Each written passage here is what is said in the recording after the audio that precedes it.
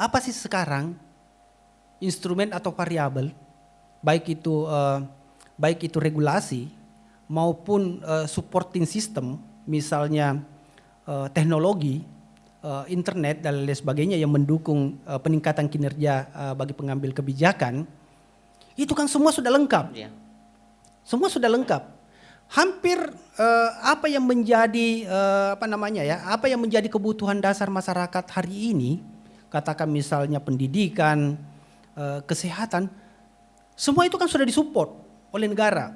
Disupport dari sisi regulasi, disupport dari sisi penganggaran, disupport dari sisi teknologi.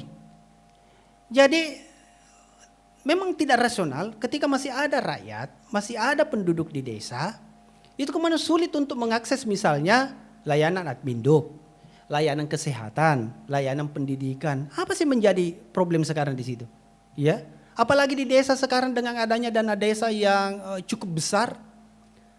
Ya kalau kita berpikir secara ideal, mestinya sudah tidak ada lagi persoalan soal di layanan dasar. Kalaupun ada yang terjadi, ya maka ya itu di luar dari kendali maupun di luar dari kontrol kita.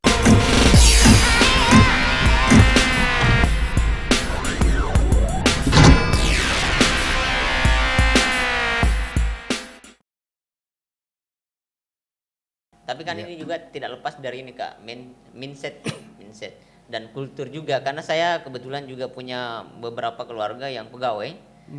Dan itu masih banyak keluarga saya yang berusaha berlomba-lomba untuk jadi pegawai. Kenapa? Karena ternyata mindsetnya masyarakat itu jadi pegawai itu yang dikejar orientasi gaji, bukan tanggung jawab yang dipikirkan. Dan coba seandainya menurut saya bahwa seandainya orang berlomba-lomba jadi seandainya yang dijadikan ukuran orang untuk jadi pegawai adalah tanggung jawab dan kinerja, saya pikir meskipun orang diminta untuk jadi pegawai mungkin berpikir 2 kali. Tapi karena justru orang berpikir gajinya dulu dipikirkan, baru berpikir tentang apa sih tanggung jawab tupoksi kerjanya, apakah saya sanggup di situ atau tidak. Itu kan tidak menjadi prioritas dalam mindset masyarakat Indonesia secara umum. Ya, sederhana saya menjawabnya itu, Bang Bur. Karena lapangan pekerjaan tidak terbuka seluas-luasnya. Meskipun periode pemerintahan ini itu kan menjanjikan. Ini kembali ke konteks lokal ya. Konteks lokal Kak, ya, karena Sinjai. saya masih hafal betul visi misi Bupati Sinjai. Tidak perlulah kita terlalu jauh secara nasional. 10.000 lapangan kerja ya. Iya. Kalau menjawab itu tadi kan sebetulnya filosofi awalnya lahirnya program itu kan karena ingin menjawab semakin banyaknya pengangguran terbuka di daerah kita, ya terbuka, sehingga salah satu solusi itu adalah bagaimana kemudian ada program lapangan kerja 10.000 lapangan pekerjaan. Saya sudah lupa sebetulnya itu. Kurang lebih 10.000-an kayak Kak. Ya, saya sudah lupa. Cuma sampai sekarang saya juga keliru memahaminya ya. Saya keliru memahaminya karena belum pernah juga terpublikasi secara terbuka apa indikator-indikator menyebutkan bahwa sekarang sudah dari 10.000 itu sekarang sudah sekian persen, dan apa indikasinya, begitu ya kira-kira. Betul. Apa indikasinya bahwa itu juga berjalan. Saya juga kurang paham itu karena saya bukan pengamat ya. Saya bukan pengamat, tetapi saya aktivis yang bergerak, yang senantiasa melakukan kajian-kajian akademis ya soal itu. Nah, mindset kita ya begitulah, karena sepertinya memang, tapi kalau diceritakan panjang sebetulnya ya, panjang diskusinya, karena pasti kita akan berbicara bagaimana sistem pendidikan kita. Apa-apa, supaya publik tercerahkan. Gitu ya.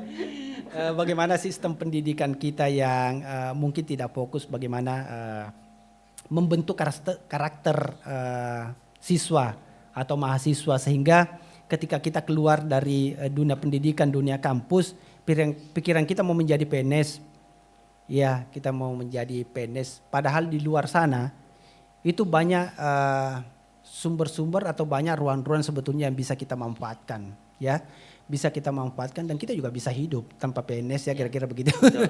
Cuma memang ya mungkin karena kalau PNS itu kan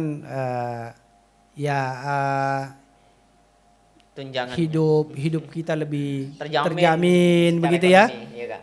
Terjamin secara ekonomi, kemudian ya kita punya gaji setiap bulan dibandingkan dengan pekerjaan-pekerjaan di yang lain.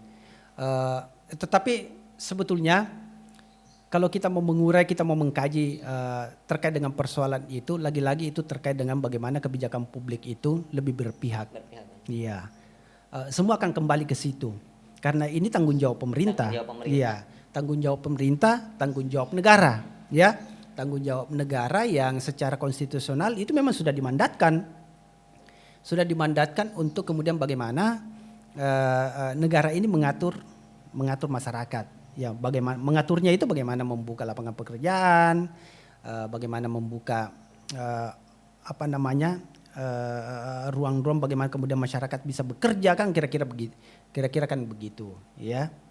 Nah, tinggal kemudian kebijakan itu bagaimana bisa menjawab itu. Dengan dana yang besar itu yang di dalam APBD kita, bagaimana itu didistribusi dengan adil, didistribusi dengan tepat sasaran, distribusi dengan efektif dan efisien sehingga ya itu tepat dan bisa menjawab kebutuhan masyarakat, kira-kira begitu. Iya, Kak. Dan satu keanehan juga kayak yang sering saya temui ketika diskusi dengan pejabat publik misalnya kan, ketika kita mengkritisi dia terkait dengan kebijakannya, kerap ada pejabat publik yang melarikan ke wilayah personalnya. Ya mau diapa, saya juga manusia biasa yang penuh dengan kekurangan. Yang menurut saya itu ganjil, itu tidak masuk akal. Kan rata-rata begitu, Kak. Sering juga kita lihat di media-media kan begitu, ketika dikritisi ya pejabat-pejabat itu larikan ke wilayah personalnya. Saya juga manusia biasa yang tidak luput dari kesalahan. Ya mungkin begitu kalau secara personal ya. Iya, Kak, personal kan begitu ya. Tanggung jawab sebagai birokrat, tanggung jawab sebagai pengambil kebijakan kan itu mulanya sudah disumpah. Iya. Ya. Betul. Sudah ada namanya sumpah jabatan ya. Bagaimana kemudian kalau ragu-ragu memang tidak usah dilantik. Bertanggung jawab untuk mengembang amanah. Nah, mengembang amanah itu sebenarnya sudah jelas ya. Karena mandatori konstitusi kita, bagaimana seorang pengambil kebijakan itu menjalankan tugasnya sesuai dengan undang-undang, sesuai dengan mandat undang-undang. Nah, mandat undang-undang itu kemudian diturunkan dengan berbagai variabel, berbagai instrumen. Kemudian untuk mendukung itu, misalnya mendukung kebijakan, ya ada anggaran, ya, ada APBD, ada APBN, ya, ada APBD, ada APBN, ya sebagai instrumen, ya sebagai instrumen untuk mereka jalankan, ya, untuk mereka jalankan. Bagaimana kemudian kebutuhan-kebutuhan masyarakat itu bisa terakomodir melalui mekanisme penganggaran itu, ya. Jadi saya kira menurut saya kalau ada hal-hal yang kemudian terlontar dari statement atau perkataan dari seorang pejabat publik seperti itu, saya kira ini menandakan ketidakmampuan mereka untuk bekerja. Ketidakmampuan mereka untuk melayani masyarakat. Betul. Itu kepasrahan itu sebenarnya. Mandatorinya kan bagaimana melayani. Iya, melayani kan? betul. Melayani begitu. Iya.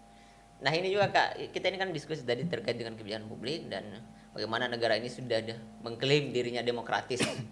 Tapi banyak juga yang beranggapan, Kak, bahwa kita itu yang tinggal di daerah-daerah, anggaplah misalnya di Kabupaten Sinjai, kita sebenarnya belum sanggup untuk menerima demokrasi secara utuh. Karena orang bilang, Kak, bahwa demokrasi itu kalau Reza Saw mengatakan demokrasi itu adalah buah segar tapi hanya lambung sehat yang mampu mencerna. Karnelius juga pernah mengatakan bahwa demokrasi itu adalah tungku dan di mana api hanya akan menyala ketika kayunya bersilangan. Bahkan Rocky juga pernah mengatakan bahwa demokrasi itu sebenarnya bukan pemerintahan dari rakyat oleh rakyat, tapi dia adalah government of reason through the government by the people, pemerintahan akal melalui pemerintahan orang. Jadi dijalankan lewat akal pikiran. Korelasinya dengan khusus secara lokal di Kabupaten Sinjai, Kak. Ya, praktek-praktek demokrasi kita di daerah ini memang ini pandangan subjektif ya, pandangan subjektif kita bahwa itu belum berjalan dengan baik ya. Kenapa saya mengatakan?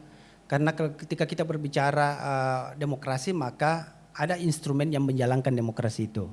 Di situ ada birokrasinya, pemerintahnya, di situ ada civil society-nya, sebagai pilarnya ya. Di situ ada media, ada jurnalis, ada mahasiswanya, kemudian ada privat sektornya dan semua instrumen-instrumen negara yang kita akui. Nah, secara paralel memang bahwa itu belum berjalan secara simultan menurut saya ya di daerah kita sehingga banyak hal yang itu mengalami kebuntuan karena keterlibatan semua pihak. Ya, keterlibatan semua pihak itu belum terjadi dengan baik ya. Atau dalam konsep bahasa yang kami istilahkan itu kolaborasi ya. Konsep kolaborasi itu belum terjalin dengan baik. Pemerintah masih menganggap dirinya sebagai pemegang kekuasaan secara utuh. Ya masyarakat sendiri hidup dengan enjoy saja ya, tanpa kemudian melakukan praktek-praktek atau pengawas atau kritik-kritik terhadap pemerintah. Begitupun dengan instrumen-instrumen yang lain. Nah, sehingga menurut saya bahwa ya ini berjalan merangkak ya. Kita dulu pernah sebetulnya mendorong itu ya. Ya, Waktu kita dulu sangat aktif bagaimana mobilisasi masyarakat sipil untuk melakukan pengawasan kebijakan, ya kan? Ya sampai kita masuk di sekolah-sekolah, masuk ke perguruan tinggi untuk mensosialisasikan bagaimana pentingnya kita untuk melakukan pengawalan, bagaimana pentingnya kita untuk mengawasi pelayanan publik. Ini kan bagian dari demokrasi, bagian dari bagaimana menguatkan demokrasi. Karena kalau kita mau menguatkan proses demokratisasi ini, maka ya semua instrumen, semua variabel ini harus kuat, begitu ya. Harus kuat dan bergandengan tangan kira-kira begitu, atau berkolaborasi lah kira-kira bahasanya begitu. Nah ini yang belum terjadi. Nah saya tadi menceritakan itu mungkin dalam bentuk aplikasi demokrasi itu ya, penerapan demokrasi kita, katakan misalnya ketika kita melihat proses perencanaan pembangunan melalui mekanisme musrembang. Nah, apakah di musrembang itu sudah melibatkan banyak orang? Kira-kira kan begitu ya, sederhananya ya. Karena musrembang itu kan satu instrumen formal, suatu instrumen formal yang diatur oleh negara, ya kan? Konsultasi publik dan itu. Nah, itu kan ciri ya. Itu ciri bagaimana proses demokratisasi itu berjalan begitu ya. Berjalan. Nah, ternyata praktek-prakteknya juga itu di lapangan faktanya juga belum mencerminkan satu proses yang berjalan simultan. Ya karena ya pemerintah masih menempatkan dirinya sebagai institusi yang ya segalanya serba mengatur, ya serba mengatur. Belum memberikan ruang yang sebebas-bebasnya kepada kelompok-kelompok yang lain, jurnalis, kemudian civil society, kampus, ya kan? Ini yang tidak terjadi menurut saya. Sehingga ada kebijakan-kebijakan, banyak kebijakan-kebijakan yang lahir itu kemudian tidak sesuai dengan ekspektasi kita, ya, banyak kebijakan yang lahir. Contoh sederhana yang sering kita ributkan. Ketika pemerintah daerah Kabupaten Sinjai, ya, itu mengambil keputusan untuk mengutang ya ke pihak ketiga, ya.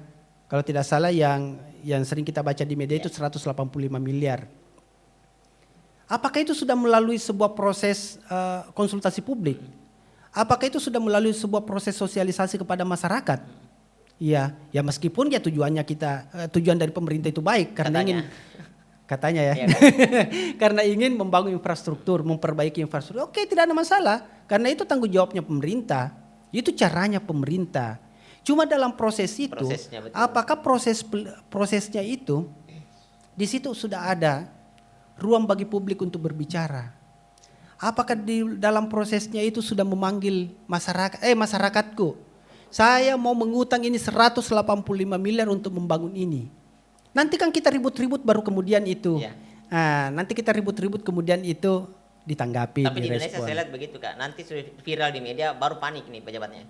Ya, hampir semua yang terjadi yang begitu ya. Nah disitulah menurut saya bahwa proses berjalannya demokratisasi kita khususnya di daerah ini memang cukup melambat ya. Karena motor-motor penggeraknya juga kan ya civil society ini kembali kenapa saya ingin menggugah ya sebetulnya, selalu menyebutnya bagaimana menempatkan civil society atau bagaimana menempatkan diri kita ya sebagai kelompok civil society. Civil society. Iya, civil society. Karena dalam negara demokrasi salah satu pilarnya itu kan adalah civil society. Ya, civil society. Selain pemerintah, media, kemudian partai politik ya, partai politik. Nah, karena karena konteks kita berbicara itu bagaimana kemudian mendorong atau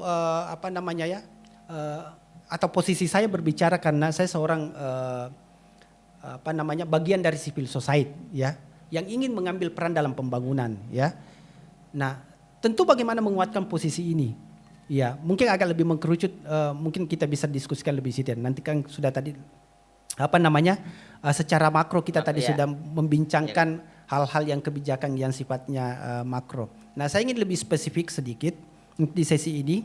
Saya ingin sedikit lebih spesifik bagaimana kemudian kita bekerja menguatkan civil society ini. Nah, kenapa ini penting ya? Kenapa ini penting kita menguatkan peran masyarakat sipil? Selain karena memang kita adalah bagian dari pilar demokrasi kita, karena kita tadi menyinggung soal demokrasi. Kemudian bagaimana civil society ini menjadi mitra pembangunan di daerah ya, menjadi mitra strategis bagi pemerintah. Bahwa ketika saya misalnya saya sebagai pemerintah mau mengambil kebijakan, mau memutuskan sebuah kebijakan, maka saya harus berbicara kepada masyarakat. Saya harus berbicara kepada civil society, ya kan begitu. Nah sehingga posisi kita itu agak lebih kuat. Nah, saya kira media-medianya untuk menguatkan itu banyak sekali ya, termasuk sebenarnya media diskusi seperti ini. Itu juga bagian dari bagaimana kita merekayasa sehingga posisi kita itu menjadi betul-betul memiliki bargaining position yang kuat di mata pemerintah. Ya, kita jangan lemah lah begitu ya kira-kira. Nah, banyak media ya, saya kira hari ini yang bisa kita gunakan ya untuk mengkritisi kebijakan itu. Ya. Makanya saya juga sekarang itu agak mengurangi berbicara di media karena masyarakat sekarang sudah pintar semua mengkritik ya. Ini bagian yang menurut saya harus direspon oleh pemerintah bahwa ketika pemerintah ini tidak menjalankan praktek-praktek yang baik tadi itu, menciptakan pemerintahan yang bersih, yang transparan, akuntabel, maka dia akan menjadi bulan-bulanan kritikan dari netizen. Sekarang media sosial ini hampir menjadi sebuah instrumen utama itu untuk melampiaskan kekesalan kita terhadap kebijakan yang tidak berpihak kepada kita. Contohnya misalnya PDAM itu ya. Nah, bagaimana masifnya itu masyarakat memprotes di media sosial, ya kan? Dan banyak kemudian perubahan kebijakan di negara ini dan kita juga di daerah ini itu berubah karena adanya pressure dari netizen, ya.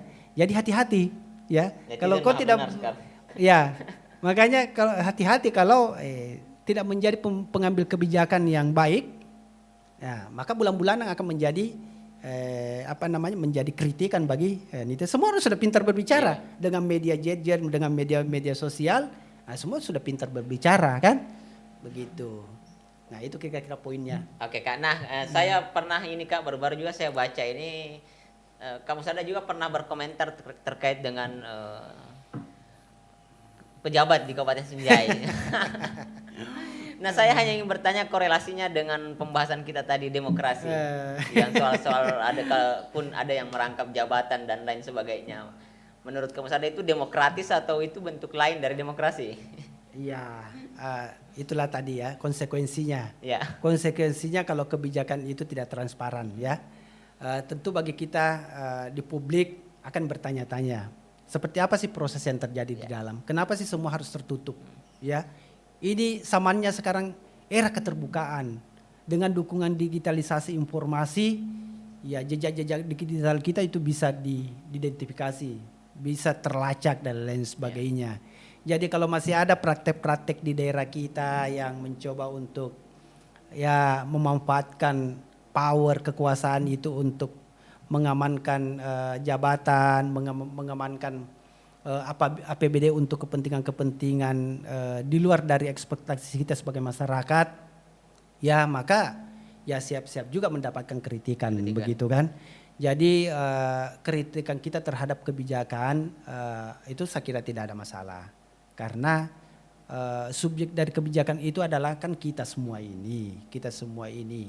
Ya bagaimana kemudian pemerintah itu berupaya untuk menumbuhkan perekonomian di daerah kita, tentu kan harus memperbaiki, harus dulu di hulunya ini memperbaiki birokrasi, birokrasi bekerja dengan baik, ya bekerja dengan baik, ya janganlah kekuasaan itu dimanfaatkan untuk kepentingan kronik, terdekat kita, memanfaatkan jabatan kita untuk memperkaya diri sendiri, itu kan hal-hal yang kita tidak harapkan, ya. Ya ini kan kemarin Kak ini waktu kamu sadar berkomentar di media itu kan teman-teman aktivis itu mulai ini karena katanya rame nih, hangat ini percakapan ini aktivis senior ini sudah mulai turun gunung, gawat ini Kabupaten Sinjai.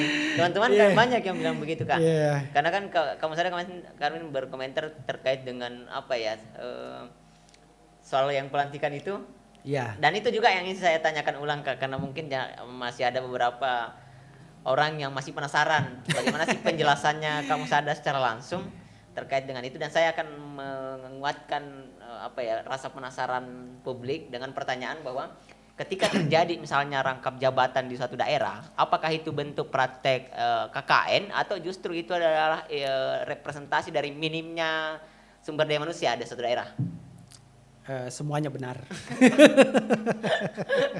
Semuanya benar. Dalam kajian akademisnya kan pasti semuanya benar. Iya Kak. Ya. Tapi kita harus minum kopi dulu supaya. Iya Kak, santai. Karena pertanyaan itu berat. Ya, menurut saya itu biasa-biasa saja.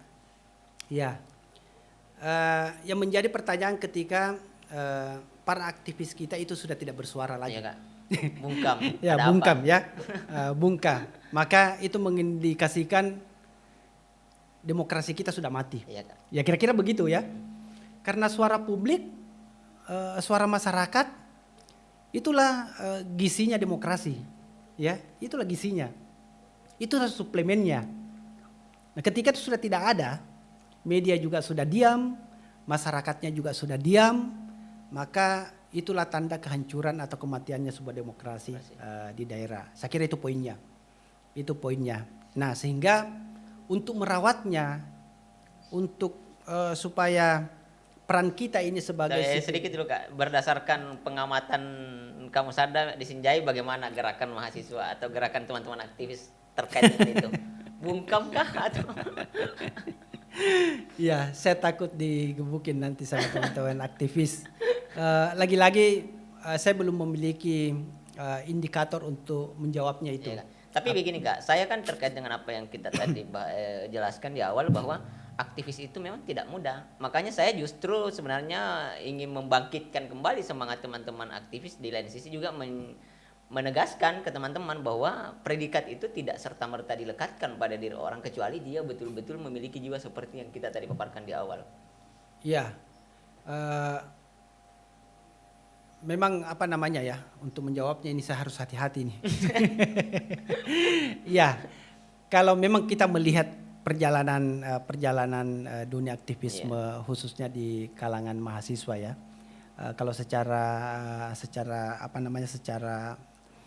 makro kita melihat beberapa kebijakan misalnya kenaikan BBM, kemudian pelemahan KPK dan isu-isu lainnya yang kontroversi, kehadiran mahasiswa untuk merespon kebijakan itu memang selalu menjadi pertanyaan besar kita ya. Di satu sisi ekspektasi kita sebagai masyarakat itu sangat mengharapkan gerakan mahasiswa itu masih tumbuh subur dan tetap kritis pada jalurnya ya sebagai mahasiswa. Ya meskipun itu terjadi tetapi ya itu memang agak berbeda dengan situasi dengan gerakan-gerakan mahasiswa prareformasi dan transisi demokrasi yang kita alami di Indonesia. Dan menurut saya bahwa memang gerakan-gerakan mahasiswa ini perlu merevitalisasi.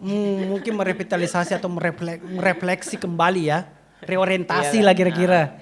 Bagaimana sebetulnya gerakan mahasiswa itu kembali menjadi satu pionir, satu menjadi garda terdepan di gerakan aktivisme kita ya. Karena harapan kita mahasiswa itu punya basis massa, mereka punya basis pengetahuan, mereka dari kalangan akademik ya.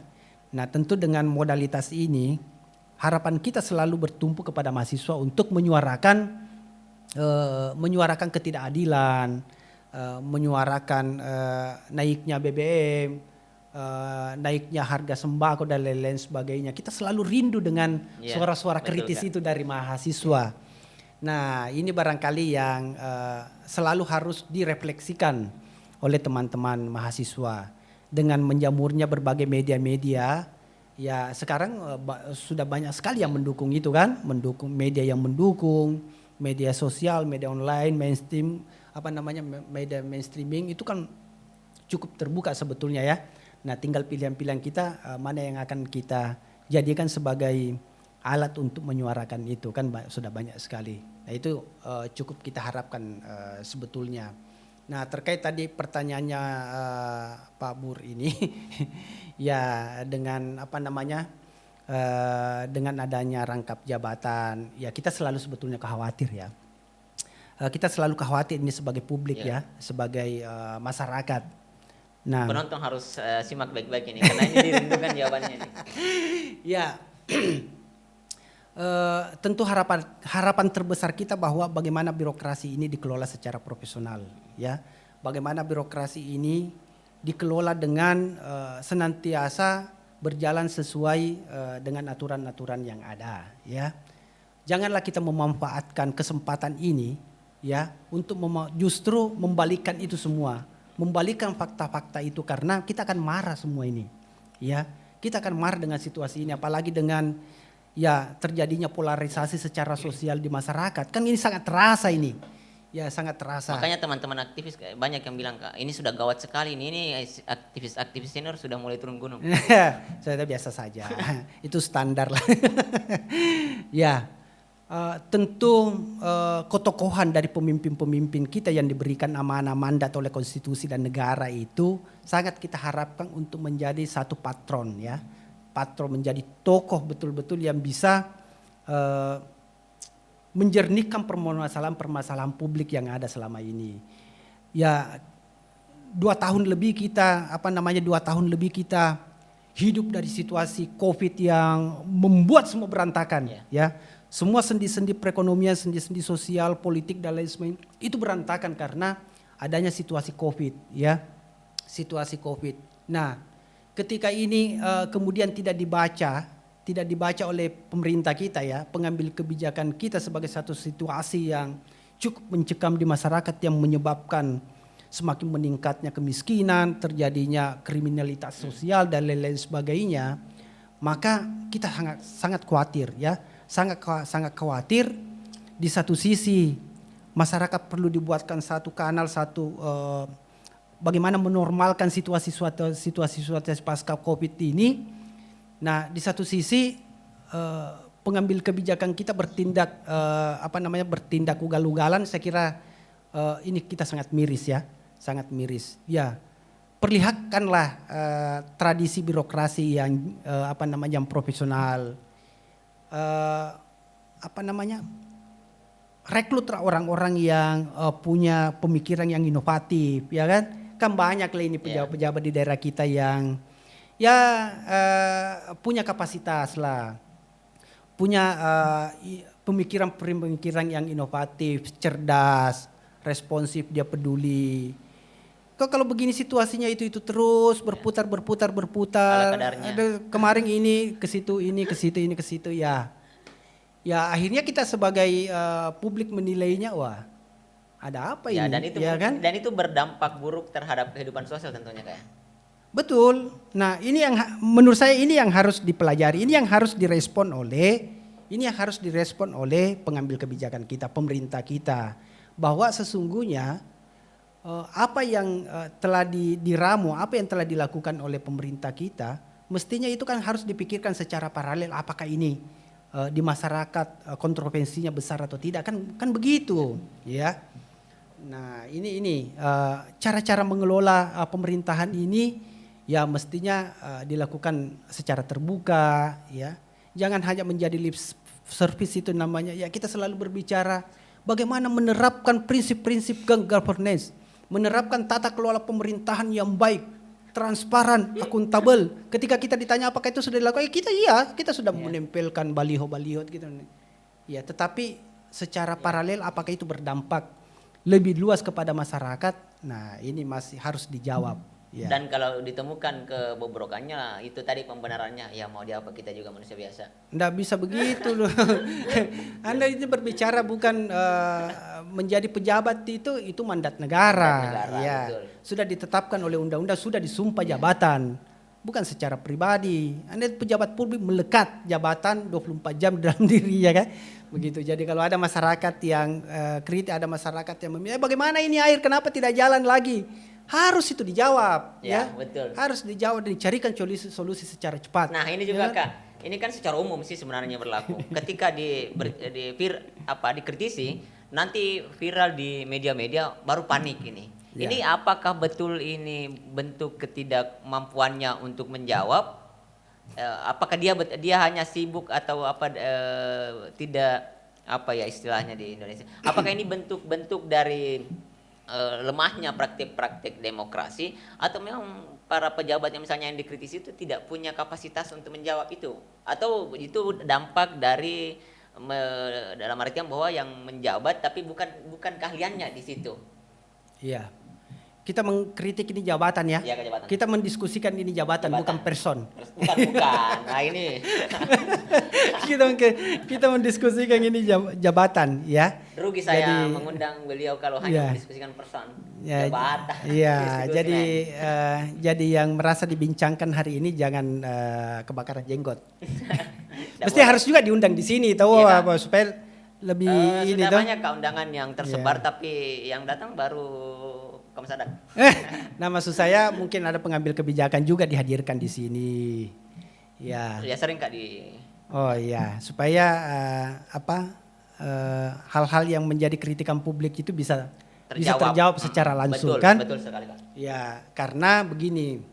Salah satu yang membuat kita biasanya marah itu terhadap kebijakan karena ketidakmampuan itu untuk menjawab. Kemampuan untuk tidak menjawab. Tapi sebetulnya kita tidak ragu ya, karena di pemerintahan ini kan strukturnya sudah sangat lengkap. Lengkap sekali. Ya. Apa sih bidang sekarang itu yang tidak ada perangkatnya, tidak ada OPD-nya. Humas ada. Ya. Humas itu didukung dengan penganggaran yang besar. Ya. Apa tupoksinya? Ya salah satunya untuk menjawab urusan-urusan kemasyarakatan kan? Iya, ada urusan-urusan kemasyarakatan. Jadi mereka disupport dengan pendanaan yang besar. Mereka disupport dengan teknologi yang canggih. Apa tujuannya? Itu untuk menjawab kebutuhan-kebutuhan masyarakat, termasuk kritikan-kritikannya masyarakat kan? Betul. Kan seperti itu. Jadi ironis memang kalau ada pejabat itu tidak mampu untuk menjawab itu. Ya, ketika ada kritikan-kritikan masyarakat, ada keluhan-keluhan layanan publik yang itu tidak direspon secara cepat. Kemarin itu saya melihat beberapa OPD itu membuat membuat inovasi layanan lah, ya, yang berbasis aplikasi. Banyak sekali. Iya Kak, banyak sekali. Ya mungkin puluhan itu, banyak sekali. Pertanyaan sekarang, apakah aplikasi-aplikasi layanan itu efektif apa tidak? Itu kan menggunakan anggaran publik. Saya juga perhatikan launching berjalan 1 bulan hilang. Jangan sampai setelah di launching itu juga berakhir, ya kan? Iya. Dan ketika itu di launching itu sangat besar exposure-nya. Iya, sangat besar exposure. Saya biasa mengawati. Poinnya yang saya ingin katakan bahwa pemerintah sekarang sudah disupport atau didukung dengan teknologi yang begitu canggih. Memanfaatkan aplikasi-aplikasi untuk layanan, untuk memudahkan dan mengefektifkan layanan. Sekarang pertanyaannya, apakah itu dimanfaatkan oleh publik? Jangan sampai sudah kita mengalokasikan anggaran yang besar, tetapi aplikasi itu hanya gaya-gayaan. Iya. Karena kita ini smart city, ya, smart city. Akhirnya mengikuti pendekatan smart city itu untuk oke, tidak ada masalah, tidak ada masalah bagi kita publik yang sudah familiar dengan teknologi, itu kan justru cukup cukup terbantu untuk mempermudah menyalurkan aspirasi kita. Sudah ada salurannya, tidak perlu lagi kita pergi demo, tidak perlu lagi kita pergi bayar-bayar bakar-bakar ban, bakar-bakar ban. Anggaran juga bisa lebih efektif. Kenapa saya mengatakan anggaran lebih efektif? Karena kita tidak mengalokasikan lagi anggaran untuk pengadaan misalnya ATK. Kan sudah ada aplikasi, ada email, ada aplikasi dan lain sebagainya. Cukup kita masyarakat mengirimkan pesan melalui saluran itu, kanal itu sudah tersampaikan. Nah, tidak perlu lagi kita mengalokasikan anggaran makan minum yang besar. Ya, kita realokasilah ke kebutuhan-kebutuhan masyarakat yang lebih mendesak. Karena kan asumsinya sudah ada aplikasi. Sudah. Nah, cuma saya melihatnya itu belum berjalan dengan efektif. Saya kira di situ yang harus dilihat oleh pemerintah bahwa membuat program itu outputnya harus jelas. Belum lagi kita berbicara bagaimana outcome-nya, ya, sehingga itu tidak semua mubazir.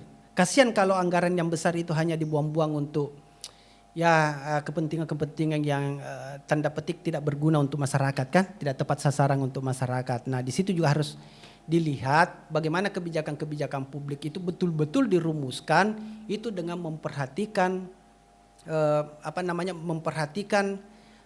sejauh mana efektivitas manfaatnya, ya, sejauh mana efektivitas manfaatnya sehingga pemerintah kita ini senantiasa berpikir efektif dan efisien. Nah, kira-kira begitu. Ya. Nah, karena kan ini juga sering saya amati dan sering juga saya katakan berdasarkan apa yang saya lihat khusus di Kabupaten Sinjai, bahwa justru kegiatan-kegiatan inovasi itu muncul cenderung dilakukan oleh civil society seperti yang kita bilang, dibandingkan dengan yang dilakukan oleh negara itu sendiri. Saya ambil contoh misal di gerakan literasi. Gerakan literasi itu di Sinjai baru ngetren itu baru beberapa tahun terakhir, yang notabene-nya dilakukan oleh teman-teman pegiat, bukan oleh instansi-instansi terkait. Jadi kesungguhan untuk membangun itu yang saya pikir minim dimiliki oleh sebagian besar pejabat di negeri ini. Ya, kalau saya selalu menyebutnya itu tantangan. Tantangan. Ya, tantangan di kita dan tantangan juga di pemerintah. Iya, kan? Sebetulnya gerakan-gerakan seperti ini kan inisiatifnya itu dari masyarakat, civil society, ya. Kita di Sinjai beberapa tahun terakhir ini itu sangat bergeliat, ya, sangat bergeliat. Nah, tentunya pengambil kebijakan dalam hal ini OPD yang menangani persoalan itu, mestinya kan itu disupport, ya, disupport, diberikan dukungan semaksimal mungkin. Bagaimana kelompok-kelompok penggiat literasi ini diberikan ruang. Mereka bisa hidup, menciptakan berinovasi, menciptakan tradisi-tradisi intelektual di masyarakat. Karena kalau masyarakat tersadarkan dengan hal-hal yang bersifat pengetahuan, saya kira kan ya lambat laun masyarakat itu akan menjadi masyarakat yang cerdas, ya, tidak cepat marah, ya kan. Dan banyak sekali dampaknya. Banyak sekali dampaknya dan dampak yang lebih panjang lagi. Nah, inilah jalannya bagaimana peradaban itu bisa tumbuh begitu. Jadi hal-hal yang dilakukan oleh masyarakat civil society menurut saya bagi pemerintah ini perlu diberikan dukungan yang lebih kuat, lebih maksimal, ya. Dukungan penganggaran, dukungan kebijakan itu sudah cukup, ya. Saya kira dengan ini semua bisa bertumbuh dengan baik. Masyarakat tumbuh dengan baik, gerakan-gerakan sosial, gerakan literasi itu semua bisa tumbuh dengan baik, hidup dengan secara berkelanjutan. Nah, kalau itu sudah tertata dengan baik, kehidupan sosial kita tertata dengan baik, maka ya saya kira pemerintah akan juga akan tidak repot lagi ya, tidak repot lagi karena mereka punya mitra strategis untuk mengakselerasi pembangunan itu begitu. Ya Kak, dan saya pikir cukup menarik Kak, kurang lebih 1 jam kita berdiskusi. Iya. Terakhir Kak, sebagai seorang aktivis yang sudah lama bergelut di dunia yang dipilih sendiri gitu, saran dan masukan atau mungkin seruan untuk teman-teman aktivis terkhusus di Kabupaten Sinjai Kak Mas Adat, terakhir. Iya, Saya tidak minta motivasi, saya memang minta seruan ini. Iya. Bukan juga sifatnya kesimpulan ya. Iya Kak. Supaya kita masih bisa berdiskusi Iya, Kak. nanti. Ini langkah awal Iya, untuk iya. terus berdiskusi terkait dengan Iya. tema-tema yang seperti ini. Dunia aktivisme memang itu adalah dunia yang penuh tantangan ya. Tantangannya kita siap untuk dikriminalisasi. Ya tantangannya juga secara positif bagaimana kita selalu memodifikasi ilmu pengetahuan yang kita miliki. Bagaimana kita belajar secara terus-menerus. Kalau aktivis itu juga tidak punya pengetahuan kan ini repot juga ini ya. Berbicara tanpa argumen-argumen dan rasional, tidak memanfaatkan informasi dan data yang ada, kan ini juga repot ya. Repot. Nah, sehingga pergerakan aktivisme ini menurut saya itu adalah warna, itu adalah ragam ya. Ragam yang memperkuat pilar-pilar demokrasi kita ya, pilar-pilar demokrasi kita. Yang saya katakan tadi itu, kalau suara-suara kritikan dari aktivis itu sudah mati, media juga sudah mati, ruang-ruang diskusi ini seperti ini juga yang di podcast ini juga sudah tidak ada atau dibatasi, maka ya kita tinggal menunggu waktu. Betul. Demokrasi itu akan mati. Ya kira-kira begitu, apalagi kalau pejabatnya juga ya tidak berusaha untuk mendukung dan mensupport itu, maka ya sama-sama akan tenggelam oleh zaman. Sehingga menurut saya teman-teman aktivis ini selain bergerak secara terus-menerus, yang paling penting untuk dilakukan, ditransformasikan adalah bagaimana kuat untuk membaca, ya, kuat untuk berdiskusi, perkuat ilmu pengetahuan.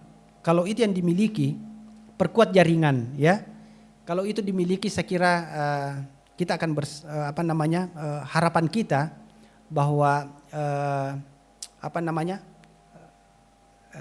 lembaga-lembaga seperti ini, misalnya lembaga-lembaga kemahasiswaan, lembaga-lembaga NGO dan lain-lain sebagainya, itu akan semakin menopang dan menguatkan prosesi demokrasi kita khususnya di daerah kita ini. Saya kira itu, Pak. Thank you. Terima kasih banyak Kak atas waktunya berdiskusi kurang lebih 1 jam terkait dengan banyak hal ya, demokrasi, kebijakan publik dan gerakan-gerakan aktivis yang semestinya. Dan satu hal yang menurut saya cukup menarik yang bisa menjadi kesimpulan juga untuk saya, bahwa menjadi aktivis itu tidak mudah. Salah satu identitas seorang aktivis yang paling mencolok adalah bagaimana dia mampu untuk konsisten, seperti beliau ini Kak Mas Adat dari tahun 2004 ya. Dari tahun 2004 sampai sekarang masih aktif di lapangan, masih aktif kerja-kerja sosial. Nah, saya pikir ini akan terus berkelanjutan. Kak, saya minta waktunya nanti kita akan berdiskusi lagi di studio ini dengan tema yang menarik untuk mengedukasi. Nah, saya pikir itu dari saya. Sekian, terima kasih. Wassalamualaikum warahmatullahi wabarakatuh. Waalaikumsalam warahmatullahi wabarakatuh.